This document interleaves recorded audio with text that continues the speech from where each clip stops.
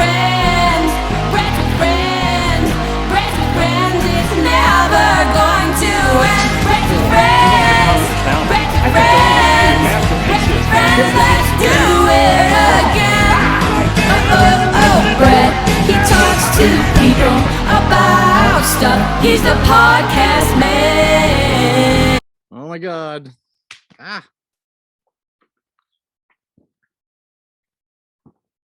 Something's happening. Howdy. Hey, dude. How is you? It's good. Let me see if we can put you on full screen here. I just have a blackout screen. Is your video on? Oh, hold on. No, I can turn that on. Oh, yeah. There you go. Let's see here. Let me see if I can get this view.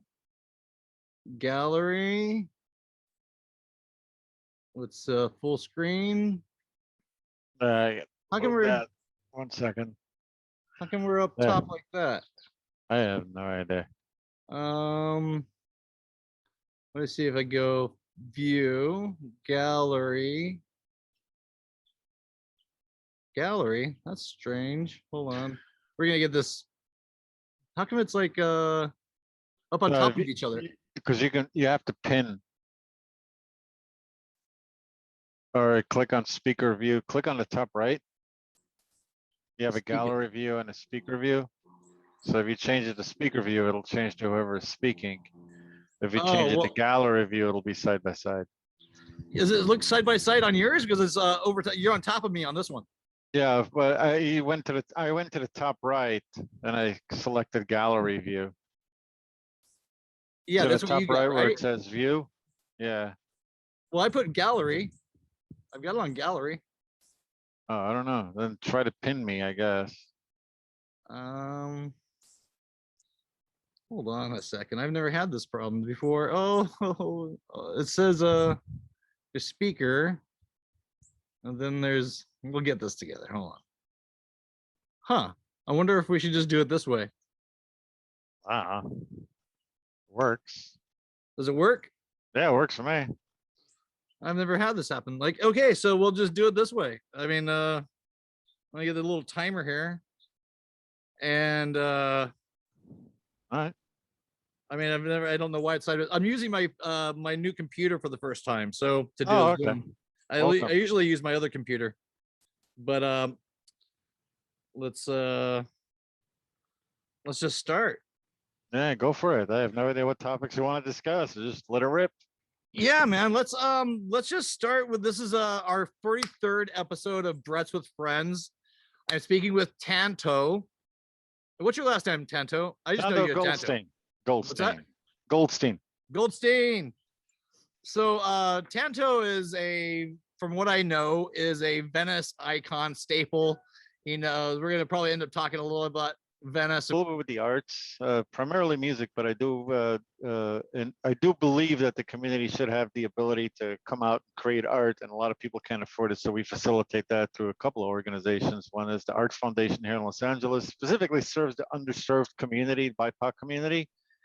And we have a no-cost gallery where anybody in the BIPOC community can come in and have a show at no cost, and they get to keep any profits from any stuff that they sell, any pieces that they sell. But one of the things we do is in the galleries once a month, we open the doors and we have the folks in the community come in and create art of any medium, as long as it doesn't introduce sound, as we have 10, 15 people working in there.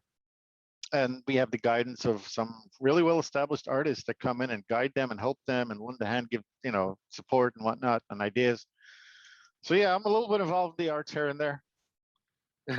So how long have you? We kind of go back in time and figure out. Are you a Venice native? Where are you from originally? Give us a little background.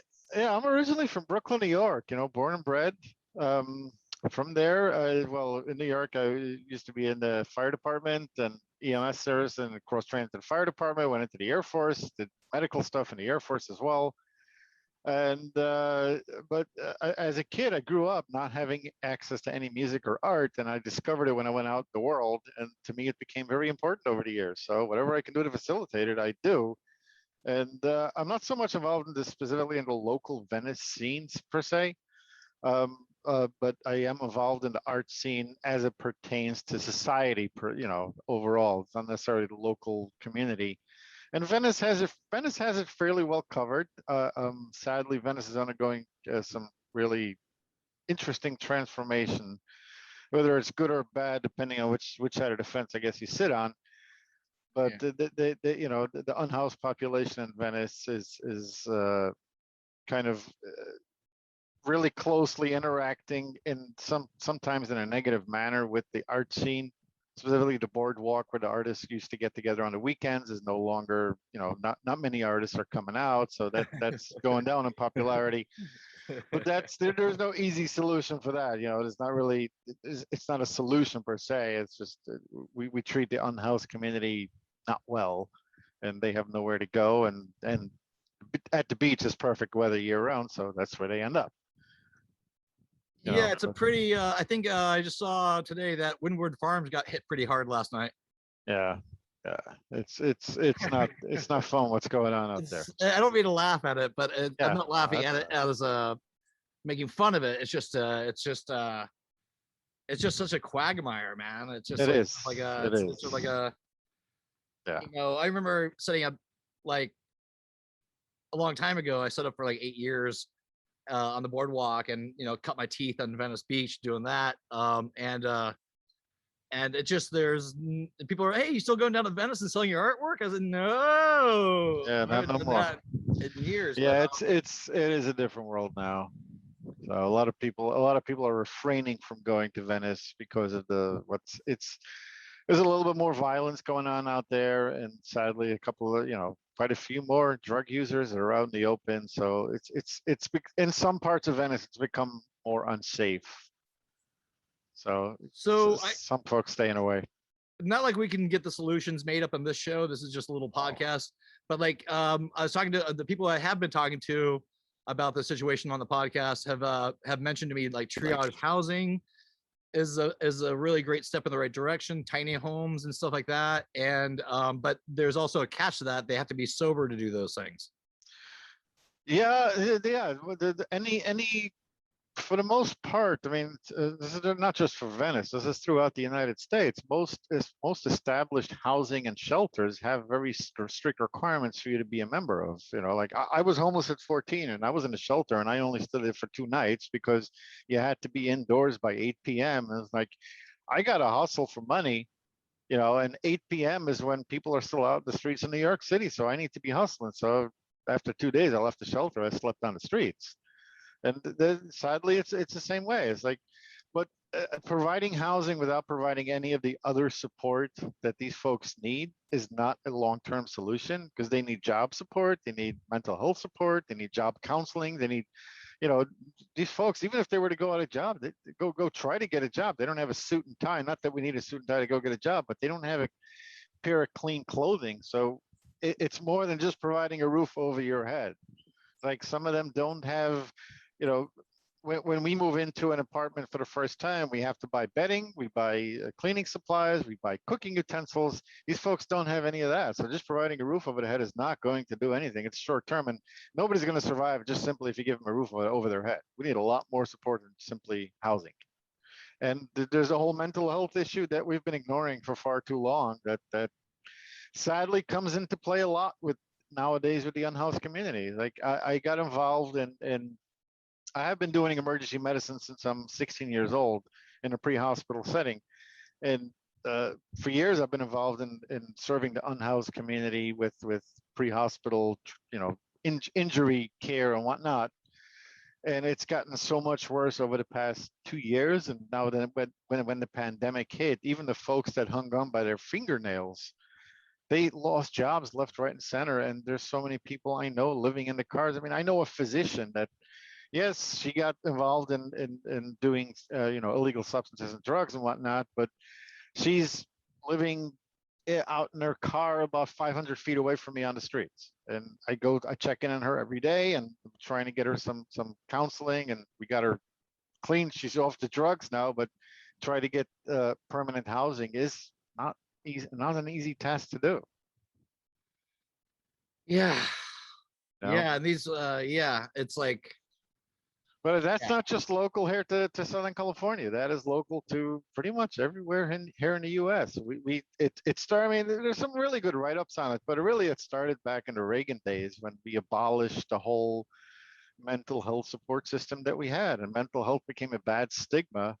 You know, don't talk about it. No, we need to talk about it. It is a fact of life. We all have, whether in some scale, we all have mental health problems. And problem doesn't mean a negative thing, but we all have mental health issues that need to be addressed. With every physical injury comes a mental counterpart, whether we address it or not.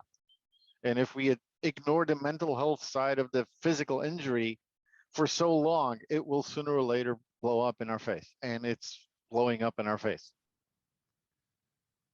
So, That's what it comes down to.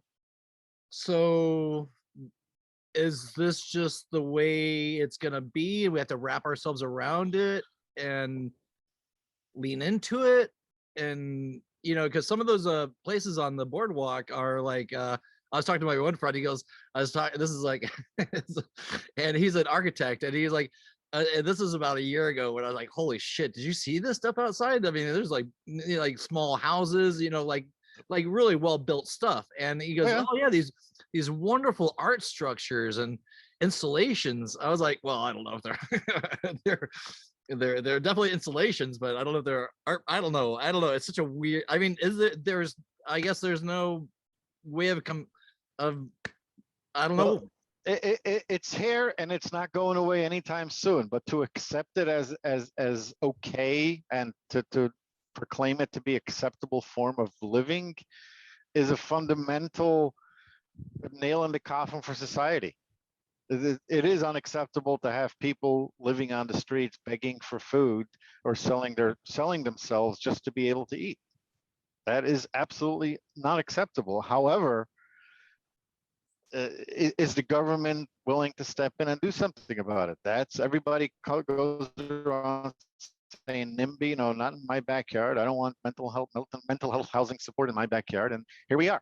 Everybody has to take part of this. Every neighborhood in society has to support this initiative. Otherwise, whether you live in Brentwood, where they don't have the unhoused because they keep kicking them out, they won't let them in, or you live in Venice, where it's right on your front doorstep, everybody has to step in and take their share of the load. Otherwise, this is what we live in. And how do we do that? Oh, I'm not a policymaker. I just ideas, just spitballing. Honestly, it comes down to we need to destigmatize mental health support. You know, like in some ways, the cops, sadly, are our mental health support, and they are not trained for it. And you know, what are we going to do? Call 911 when we have an unhoused person peeing on the sidewalk? It's like that's like, what is that going to accomplish? The person peeing on the sidewalk is doing so because he has no option. He or she has no option. You know, yes, it's against the law, but what are they supposed to do? Yeah, you got to shit. You got to take a piss. I mean, that's even. Do you know what the trippy thing is? Though, that also on top of that, and when I was living on Dudley for 10 years, I mean, which was a walkway street that goes right down to the boardwalk. I mean, I mean, even on Speedway area and stuff like that.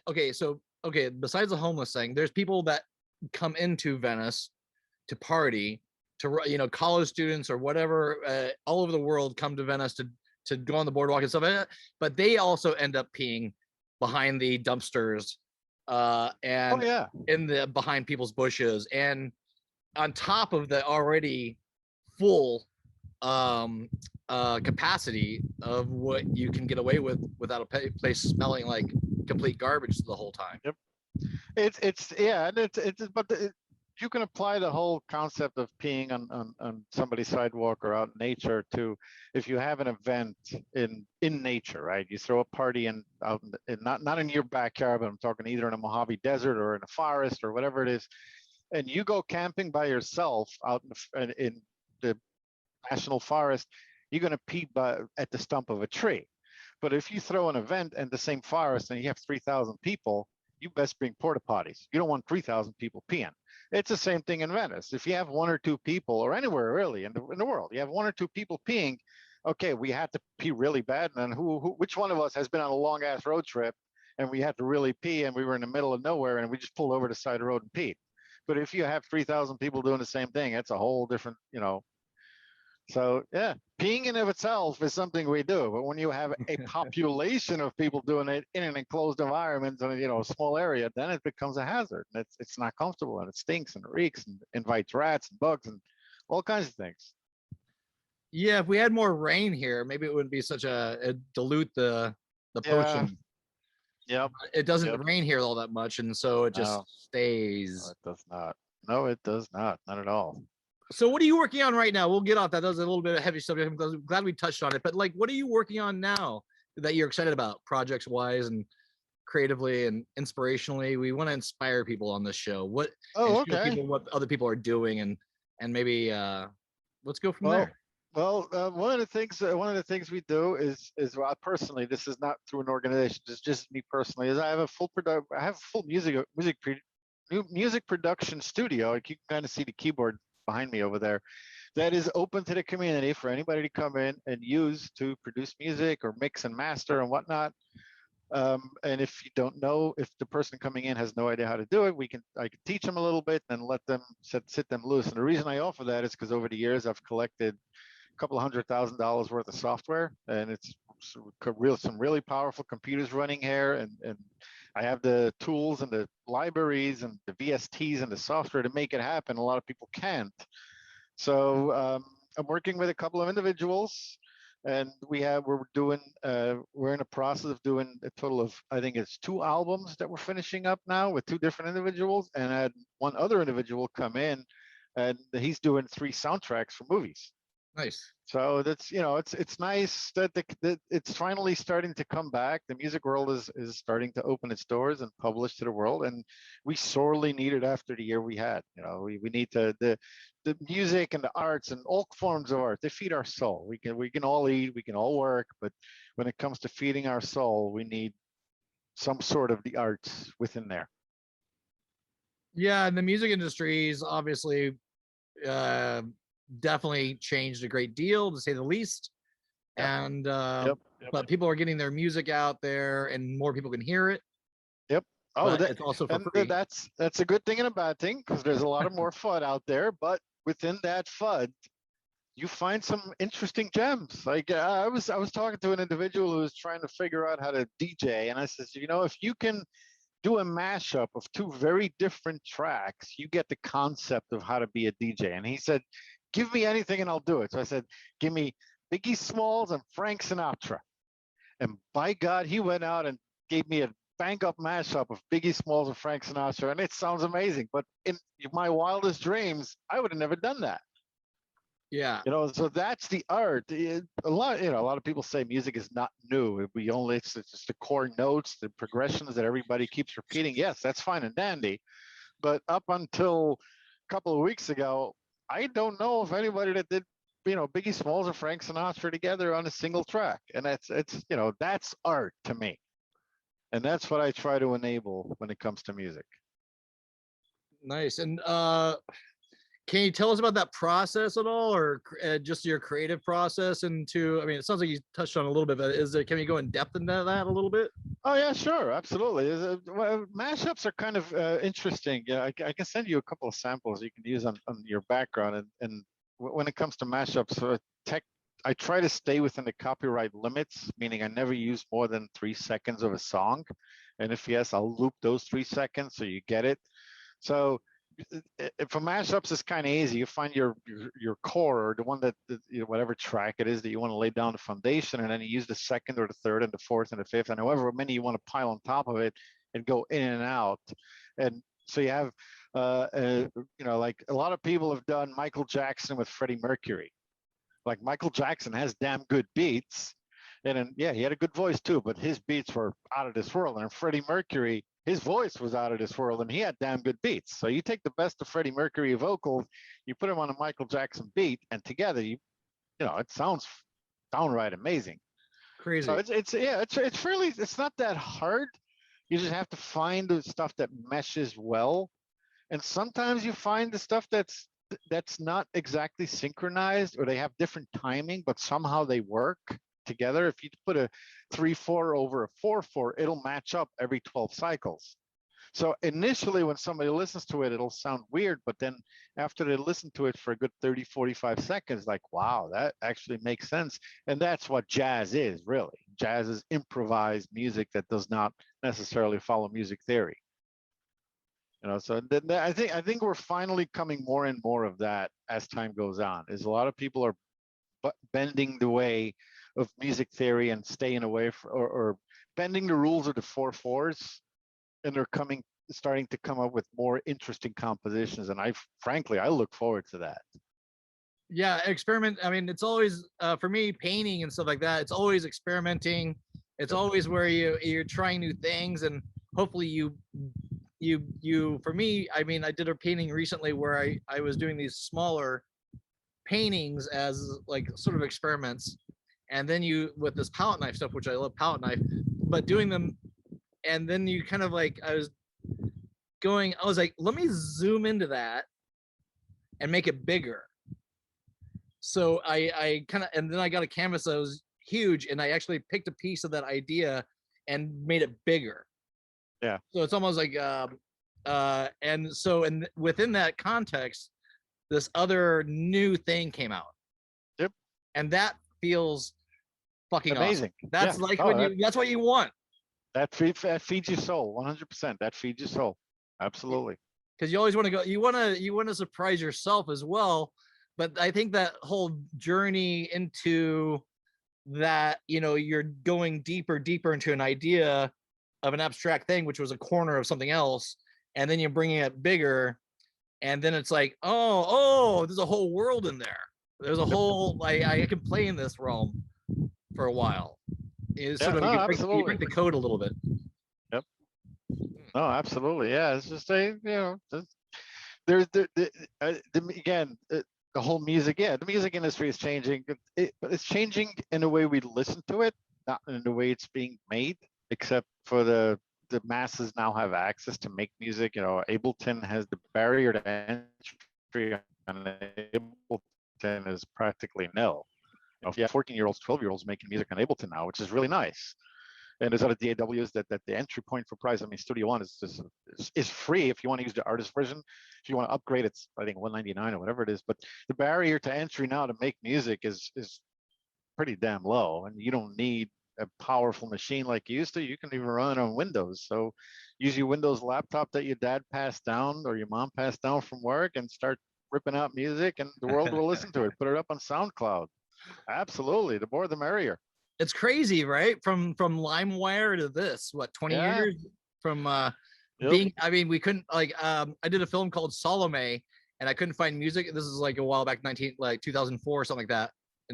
And I was looking for music, but then again, it was it was like Christ time, so there's no recorded music. So what I did, and I grew up like with everybody being sued for sampling, like Beastie Boys or whatever. Remember that you couldn't use anybody's music or beats, and so and that's all changed. But like I put I found Peter Gabriel's soundtrack for Last Temptation of Christ and used that, one of his songs, for my soundtrack for this 8-minute movie. And and I put it on like reluctantly, like, is this okay to use this? Because it fits perfectly. And then, I put it on YouTube or 1 million years ago. And I felt like as somebody can, I'm not making any money off this movie. It's just a what it is. It's its own thing. And eventually, after I didn't hear anything or nothing was, taken off the internet, I saw like the soundtrack icon for Last Temptation of Christ. Somebody put it on there.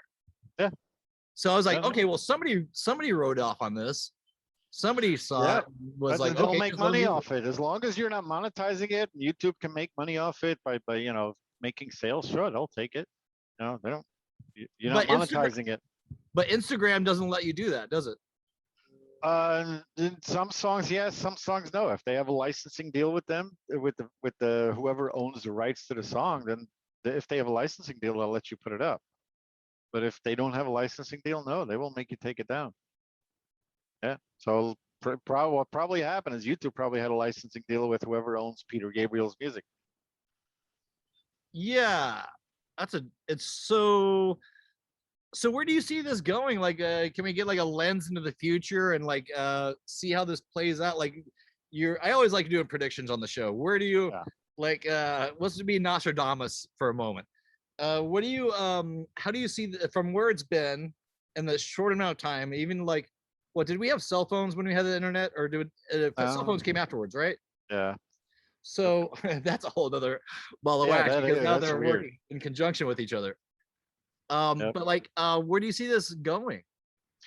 I see more and more people making music, and for multiple reasons, more and more people consuming music. For multiple reasons, it's a lot of people today don't have the same satisfaction they get out of their jobs that we used to. The whole concept of a career is no longer as strong as it used to be, and whether we work in the gig economy or we just do jobs, it's like people turn to external events, music, whether it's a weekend event or a camp out event or anything, whatever the case may be. They want to be with a community and listen to something that unites them. So there's going to be a lot of more people making music. There's going to be a lot more events, both underground and above ground. And that's going to keep driving that force. I don't think it will ever implode. I really don't think so.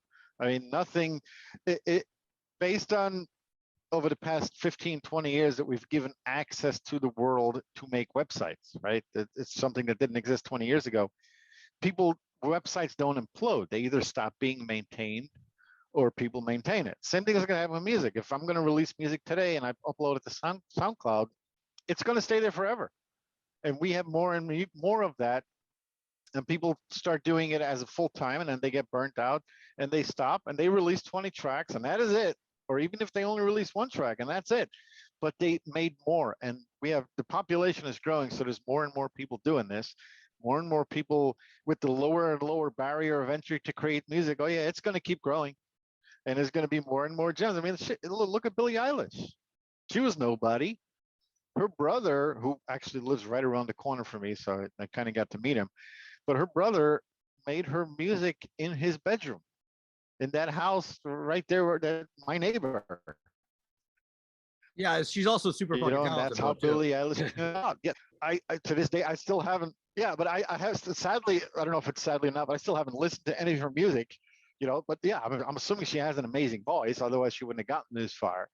But her brother has the talents. Yeah, but that's the cream rising to the top, right? Out of such a big giant volume of stuff being created on this planet at the same time. Yes, but what that did was that took out the record label, and she's one of the first artists that came out without a record label. She blew up before look at not Amy Winehouse. Amy Winehouse kind of came out on her own. Lady Gaga did, but was really popular in New York City and upstate New York before she became worldwide popular. But thinking of somebody that came out with what's the shark lady's name from the Super Bowl? Oh, you're talking about Shark Lady. All I know is Baby Shark, which got huge. Baby Shark, like that stuff happens too. Yeah, but Shark Lady. I gotta look up her name. Okay, do that. I'm gonna grab my hat. It's getting hot out here. All right. Katy Perry.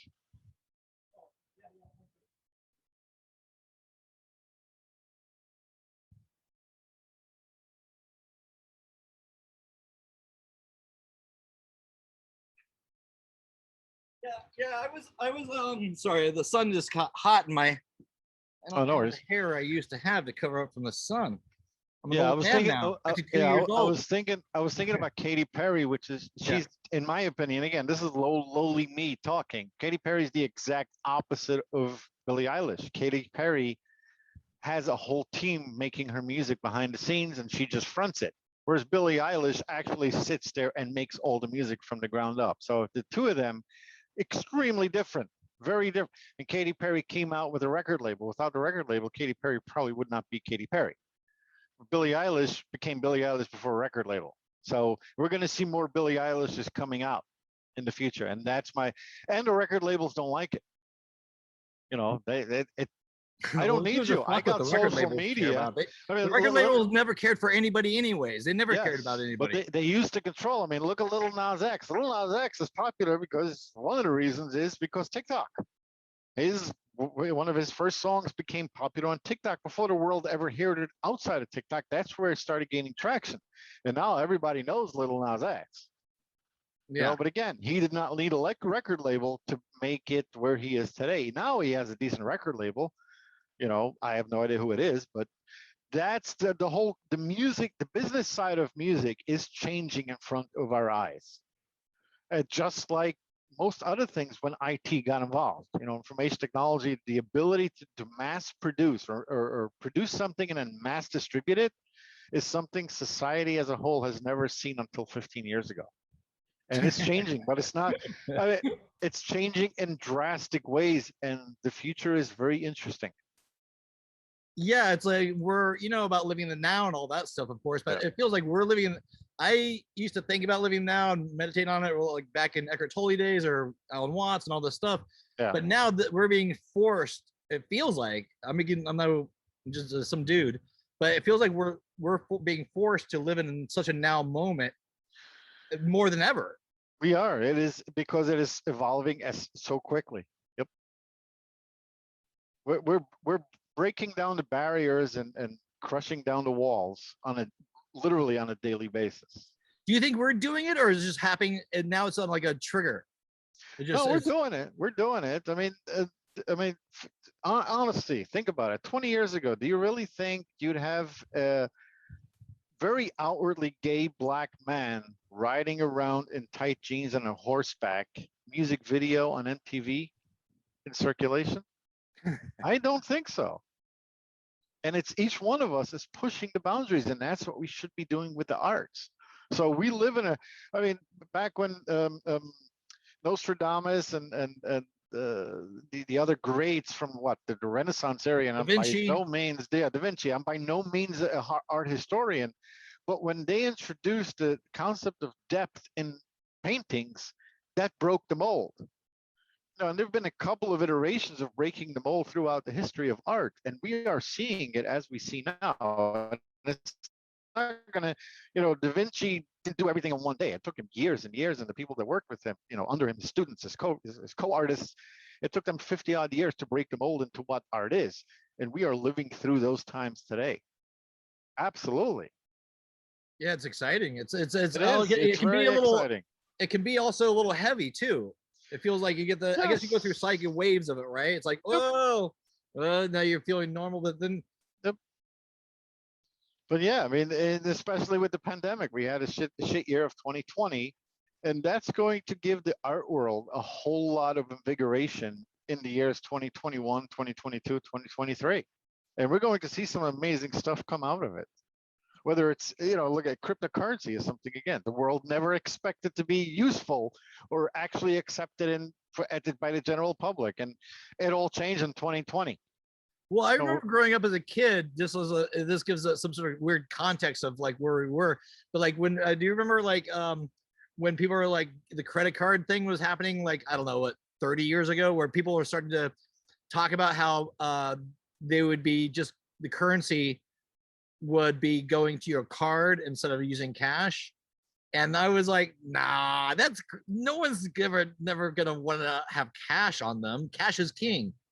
And that's completely that was probably like 30 years ago or something. And now I prefer using my card more than ever. Like, it's so there's there was it 2 years ago, 3 years ago, I was in Sweden for a bit, and there are a very large percentage of stores in Sweden that do not accept cash anymore, period. I mean, the government of India is trying to ban cash. That's not going very well. China recently started talking about banning cash.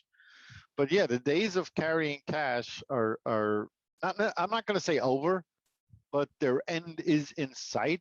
The problem is that that's going to affect the underserved community and the lower income community in a very bad manner, because now you need to have a bank account, and that's linked to a central repository, and you know, if you work under the table or whatever the case may be, that introduces a whole host of problems. But yes, the days of cash is king is not, I don't think they're going to stick around forever. Is it also with a pandemic? Now that cash is dirty cash. Who's that touching it? too. Who's doing cocaine with it? You know, Yep, like that when too. they do like, I mean, somebody can check us out if they did it or not, but they did like a test on a dollar bill or something with Oh, all I'm the sure shit it that tested was- positive. Oh yeah, I'm sure it tested positive. If they could do like one of those blue lights they do in like hotel rooms to see what all the jizz is and put that on the money, Oh yeah. you wouldn't touch a dollar bill for the No, rest no, of your no. life. Yeah, you'd never touch a dollar bill. Yep. So what kind of music are you listening to these days? I recently discovered, okay, this is really interesting, and Baklavan reggae is outstandingly, stupidly fun. And see if I can pull up. Yeah, pull some up. Yeah, I'll see if I can find one that's I decent. love reggae. I need new music. There's no good new music. I've just gotten into Billie Eilish a little bit, and I was like, oh shit. And I can't remember the song I like most of hers, but I think, I don't know, I just really liked it. And but like there's no been like really big like anthems like you know, like Ah, Queen's We Are the Champions, or like, you know, Twisted Sister. What was yeah. that hit they had? That was like an anthem. We need an anthem. We don't have one. We don't. No, we don't have one. That's yeah. No, we don't have one at the moment. We're not gonna sadly. take it by Twisted Sister. That's a great fucking song. Yeah, yeah.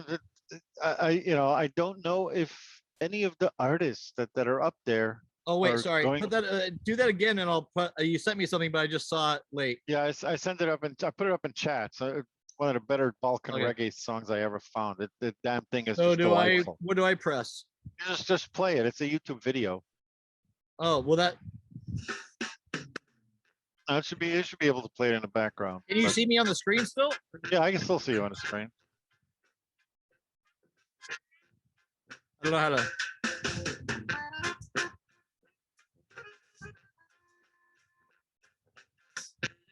I can't see you, but let's see. Hold on.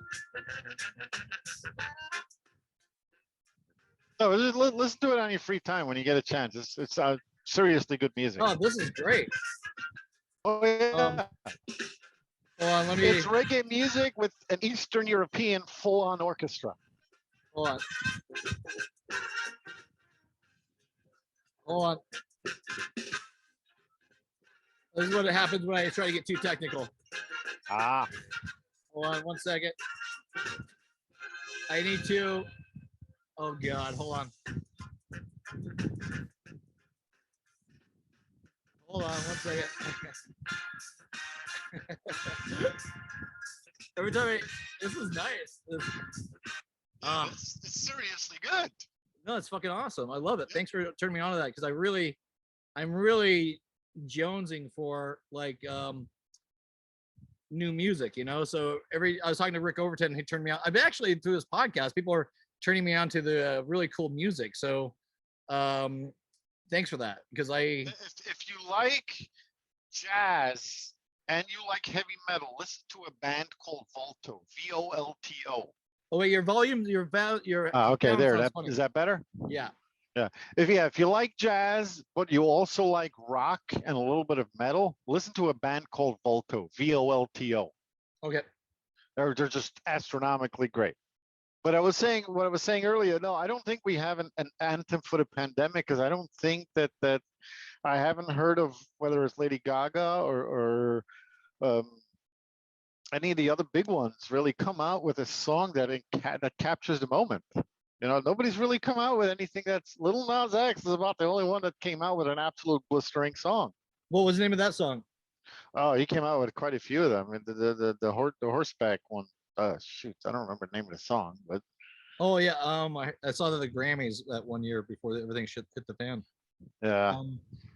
Let's see.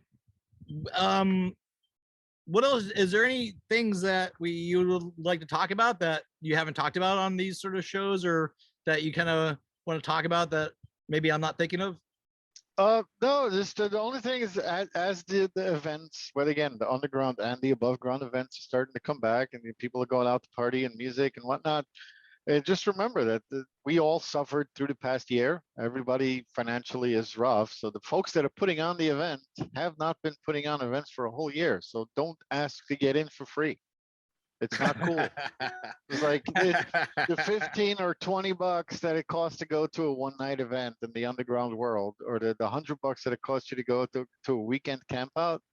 It costs money to put on these events. And plus, Like, our economy's changed though. Gas is going up. They just yeah, gave everyone billions of dollars yeah, of free that money. that too. You know, That so too. the economy, they're gonna those prices. I don't, you know, they're gonna rise and people are gonna bitch like they always do. But like, but we also just got a year and a, you know, and I'm still getting my pandemic money because I usually have shows and stuff like that. Yeah. So, and I'm not. Everything's opening up. Like literally, we're able to not wear masks. Yep. That's breaking news. Yeah. That's probably CDC by the yesterday. time this comes out, but is Yeah, that we'll trip? see. So what do you think about that? Yeah, I did not expect the CDC to say that, and so did a lot of other people. But it, and I think a lot of states are going to fight back. I know the state of California is not following the CDC. They issue their own guidelines.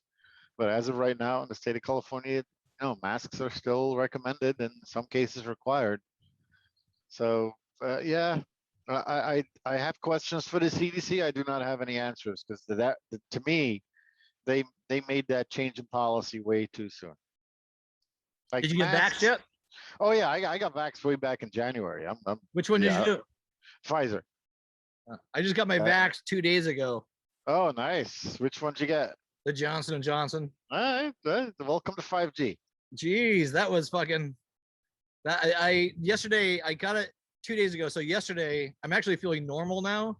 Yeah, but yesterday was rough. The second because I felt great. Like after I got the shot, I was like, woo, painting, I'm fucking rocking out and like smoking joints and stuff like that. And then like the morning hit of the second day, and I was like, what the? I was kind of like, it felt sluggish and like a hangover, but like your body's just kind of like moving real slow, and naps are required.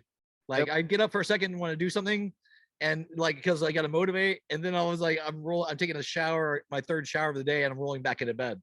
Yeah, no, I did the same thing after I got my second vaccine way back in January. But yeah, same thing. The shivers a little bit. It hit me. It Did you quite a sleep few a lot in people. your sleep? I did for one day. Yeah, for one day I was out of commission. Dude, I woke up this morning, my sheets are fucking wet. It was like, but I've lost some weight. So there is a good thing. Oh, that's a good thing. Yeah. One day of not eating, I couldn't weight eat loss anything. regimen. It's a good weight loss regimen, right? Yeah, I needed to drop. It's motivated me even more now. Yep. Like, oh shit, I'm not sorry. Because I had a belly, I'd show you, but I don't want to scare everybody. But I've already showed it on this show a couple times. That's a kind of a like, oh, so but it's worth it for sure. It is. That's a small price to pay to fucking for not dying. True. Yeah, we lived, right? Yeah, Some we people say lived. this pandemic thing wasn't real, and I was like, dude, you tell it to the over 500,000 people that are fucking dead. Tell it to anybody that works in healthcare anywhere in the world today, and that you're gonna get slapped. It's that simple. It's no joke. You can believe whatever you want. Science is not a matter of discussion. Science is facts. So the pandemic is real. The Earth is round. Birds are not fake.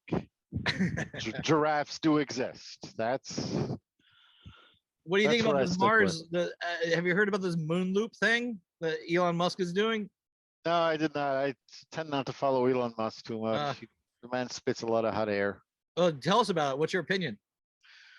I think he's a spoiled brat. He has some amazing ideas, but I think that 75% of what he says is simply PR or trying to stay relevant or something along those lines. But the companies he has founded and hired some really smart people, they've done some really interesting things. I mean, one thing I look forward to is the whole Starlink internet access that he's got going.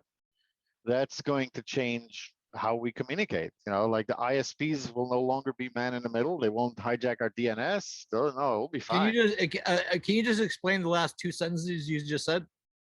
Yeah, it's currently when we connect to the internet, we go through an internet service provider, and they control the speed and in sometimes what we see. They get to block websites from Russia and China. You know, if they don't, we download the illegal software, they get to block. They have the rights to block that. Starlink doesn't do that. Starlink is a global internet provider. So if they block something, it'll only be blocked worldwide. You know, so they won't be blocking much, and the speeds are going to be universal. It's going to just like the streaming business did for the movie industry. They're going to have the movie industry, the theater industry, that is, has to rethink what they do now, because it doesn't make sense to go to a theater on a regular basis. For blockbusters, maybe, you know, the Men in Black or something like along those lines, I'll go to the theater. But to see any old movie, I'm not going to go to the theater. I can watch it on streaming and have a really big screen with nice sound system at home. Same thing is going to happen to the internet. The ISPs are going to rethink. Providing a pipe to the internet is no longer a business model. Starlink will provide the same pipe for me for less overhead and less trouble. And I'm not going to have an outage every time AT&T or Spectrum or whatever it is has a problem. I'm not going to have that, because he's got hundreds of satellites in the sky. If one of them doesn't work for me, the second one will take over. No, I don't have a single point of failure. So yes, that is going to drastically change the way we connect to the internet. It'll take another 2-3 years, but it will happen. Is that in conjunction with the 5G thing? No, that has nothing to do with 5G. 5G is local cell connectivity. But You think does it kill birds? I don't think so. 5G has been around for a very, very long time. It's just rolling out in the United States, you know, over the past 2 years. But even then, it's 5G. If you look up the scientific data, 5G actually runs at a lower frequency than 4G or 3G. And the reason it runs on a lower frequency is so it can have a wider reach and faster throughput. So if anything, 4G killed more birds than 5G will, because 5G runs on a lower frequency. So it's, again, there's scientific papers on that. Don't trust me, just go look it up. If you're I gonna read something, I hope it's true. yeah, just read something that's, my only ask is whenever you read a scientific paper, read something that's peer reviewed, not something that somebody wrote up on Reddit or on Facebook. That's all. That's all I ask. And so does this, when you say it will change so does that mean it'll make everything faster, or that it'll turn our computers into holograms? No, it won't turn our computers into holograms. What it'll do is it'll level set connectivity. So no matter where you live in the world, everybody now has equal speed and equal access to the internet. So equal access to information is an extremely powerful thing, which a lot of organizations and companies and government agencies don't want its citizens to have, or even if non-citizens. But like, you can't firewall something that runs in the sky. Like, if my ISP decides that my ISP is owned by I don't say if it's I don't know, Time Warner Cable, which also owns CNN, they could say CNN has a higher priority than Netflix, so I'm going to throttle down Netflix but not throttle CNN. That no longer exists. You know, if my ISP decides that if I want to stream a movie that's being hosted in Russia or Kazakhstan, but you know, they're going to lower my speeds going to those countries, that will no longer exist. How do you think the Aborigines or the natives in the Amazon, how, you know, those cultures that have been living without the, you know, modern technology for a while, or any, you know, even that Christian guy that went over and tried to tell these, he got shot with a bow and arrow. Like he's gonna preach the Lord, the word of Christ to these. They don't, and it's a sovereign nation or something like that. And he got shot with it. They put him they wrapped him up, and they did a ceremony, and they put it somewhere where people could pick it up.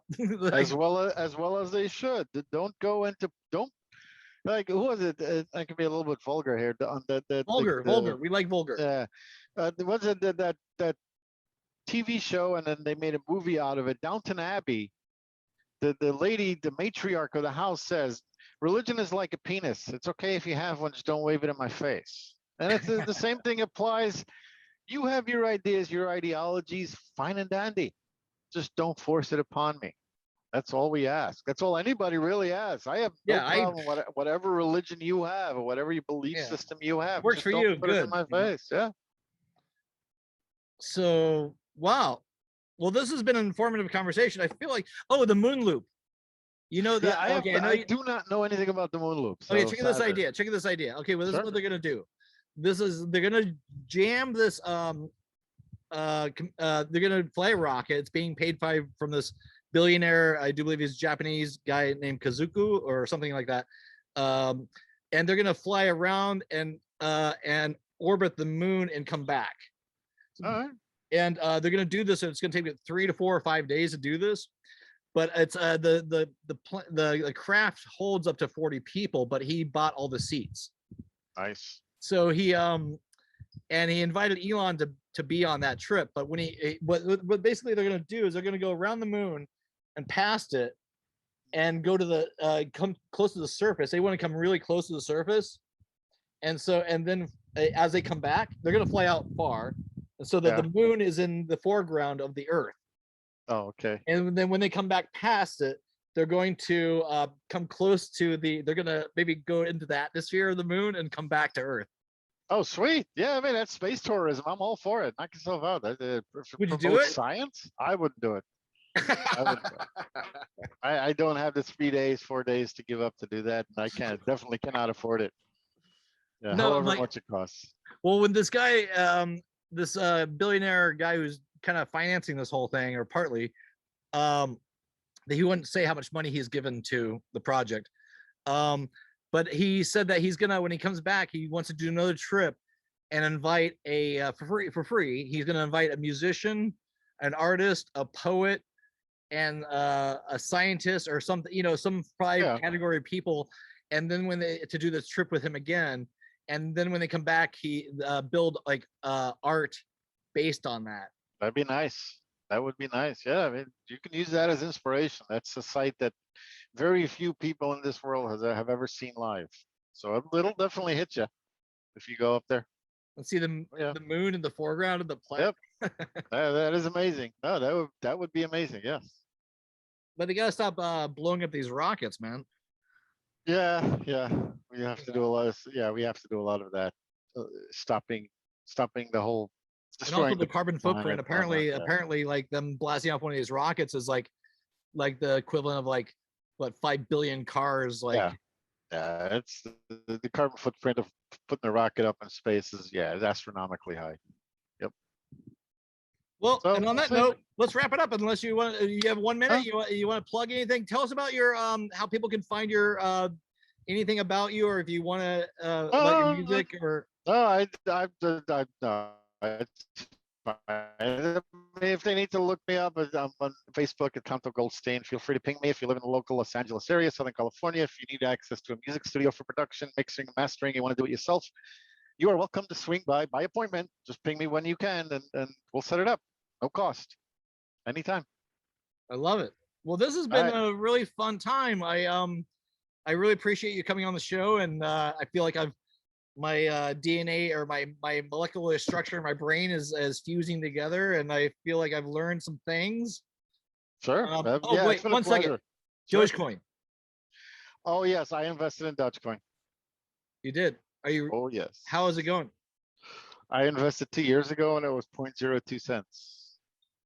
So is it good? Does that mean you made money? For me, it's very good. Yes, I'm still holding. I haven't sold it yet. I invested in this purely as a joke. I never expected it to go anywhere. Well, Elon Musk just said on SNL, and then it dropped or something like that. It went up almost back. It went up almost to where it was. I think it's sitting at 50 cents now or so. I never expected it to go past 10 cents. I figured it'd go to 10 cents and then implode. But no, it went up to 74, and now it's a 50. So okay, go figure. I'm going to squeeze you for one more question. Sure. This question comes from Steve and Julie from Simi Valley, California. I know that's the only question I've had on the show so far. What are your thoughts on NFTs? NFTs are a fundamental change in the philosophy of art. Up until now, when we had art, physical art, I'm not talking about music, so I'm talking physical art only. The concept of having physical art is to display it as a sense of ownership. It's something we hang on the walls. That is fundamentally changing, and the world does not know how to react to that. We cannot display, fundamentally, we cannot display NFTs. am involved with some artists with NFTs, and we have a project where we're going to be rolling out sometime later this year that will allow any artist to create NFT at zero cost or at maybe a couple of pennies, the cost of electricity, to generate the NFT token for them. But NFT in of itself is something that the Christie's and the large auction houses of this world are both embracing and fighting at the same time, because they understand more than anybody else, more than the ISPs, more than the music industries. The Christie's of the house have a lot smarter people, and the smaller shops, so they can hire smarter people than the bigger shops, and they understand that you cannot fight society on this. This is what society is going. And look at, I mean, we've sold over $1 billion of NFTs just in 2021 alone. So you can't silence that anymore. So they're going to try to auction it. However, for the collector, up until now, for the past 5, 7, 10,000 years that people have been collecting art, we've always collected art with the idea of displaying it. That changed fundamentally with NFT, and how that's going to shake out, time will have to tell. But NFTs are a thing. They are a thing to stay. If you are an artist of any shape or form, start producing NFTs. It is. How do I do really, that? That's way too long of a conversation for today. Okay. If anybody needs a hand with that, feel free to reach out to I me. might have to hit you up for that, because Absolutely. I mean, people said I should do that for my buffalo. Yep. You should create NFTs. Absolutely. There's no reason for you not. It costs you a couple of pennies at the most. It'll cost you $1, and you retain rights and ownership for perpetually.